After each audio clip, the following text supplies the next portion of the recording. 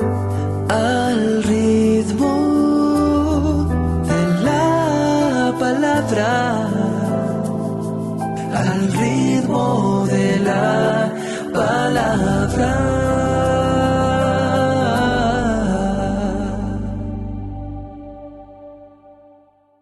Hola, ¿qué tal? Aquí en Al ritmo de la palabra con el Padre Alejandro Marca Mancía en este martes 19 de septiembre. El Evangelio de San Lucas. Se trata de otro gesto de misericordia que nos presenta San Lucas al del criado del centurión. Tal vez San Lucas introduce este texto suyo para explicar la afirmación posterior de los muertos resucitan. El evangelista le ha dado de manera consciente una forma particular a su relato a fin de sugerir que Jesús es un nuevo Elías. En efecto, el profeta de San Lucas remite más bien a San Juan, a alguno de los grandes profetas de Israel como Elías en el pensamiento popular. Detengámonos en algunos detalles particulares. Si el Naín del Nuevo Testamento estaba situado en el lugar donde se encuentra el pueblo árabe de Neim, junto a Fula, el milagro tuvo lugar en las proximidades de Sunem, donde Eliseo disponía de una habitación y donde resucitó a la hija de la sunamita. Las semejantes entre el relato de Naín y la historia sinóptica de la hija de Jairo pueden ser fortuitas y normales. La atención recae en ambos casos sobre los padres sometidos a la prueba de la pérdida de un hijo querido. Otro aspecto que merece atención es que, del mismo modo que ocurre en el caso de la curación de la mano atrofiada, Jesús no realiza el milagro en respuesta a una petición explícita, ni ninguno de los interesados expresa una fe explícita. Por lo demás, la viuda no podía saber que Jesús tenía el poder excepcional de resucitar a los muertos. Los discípulos y la muchedumbre tampoco intervienen en el episodio excepto al final. Es Jesús el personaje central. Cuando tocó el féretro se detuvieron los que lo llevaban, sorprendidos de que no tuvieran miedo de incurrir en una pureza ilegal. Por otra parte, contrariamente a lo que hacían los profetas del Antiguo Testamento, que oraban a Dios para que volviera a dar vida a los muertos, Jesús más bien lo que encontramos es que pronuncia por su propia autoridad en cuanto Señor la orden dirigida directamente al muerto. El verso 15 deja entender que el féretro estaba abierto, justo lo contrario de las costumbres griegas, como ocurre en los relatos de la infancia y en otros de su Evangelio y de Hechos.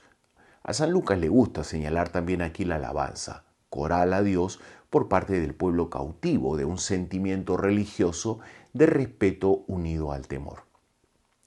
En la orden de que no llore, aparentemente paradójica, que da Jesús a la viuda, Lucas hace intuir desde el comienzo del texto el desenlace de este encuentro, dado que llama a Jesús con un título cargado de significado, el Señor. Basta con la orden de Jesús para que el curso de los acontecimientos se invierta. Jesús restituye al joven vivo a su madre.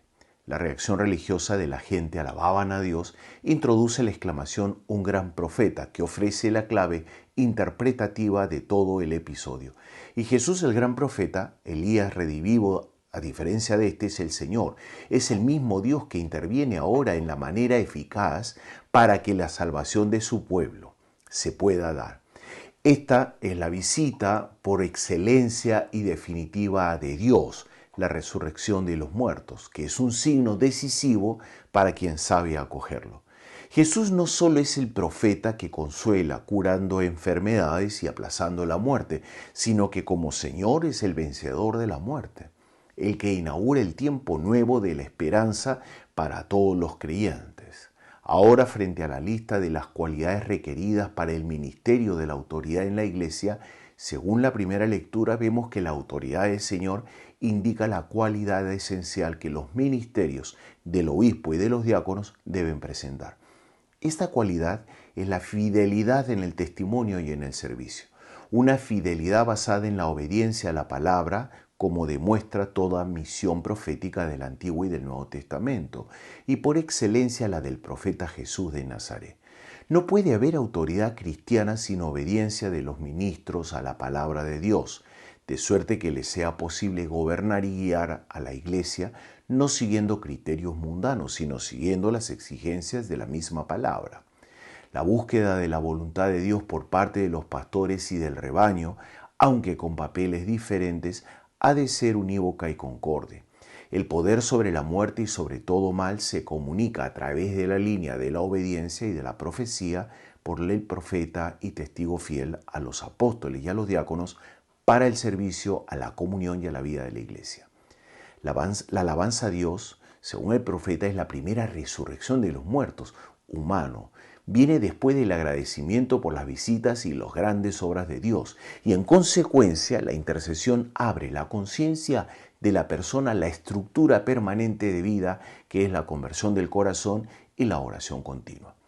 Conversión y oración son simultáneamente dones del Espíritu y compromiso de la persona indispensables para obedecer y mandar en la iglesia, para empezar a vivir como resucitados en el tiempo presente como anticipo de la definitiva resurrección de los muertos.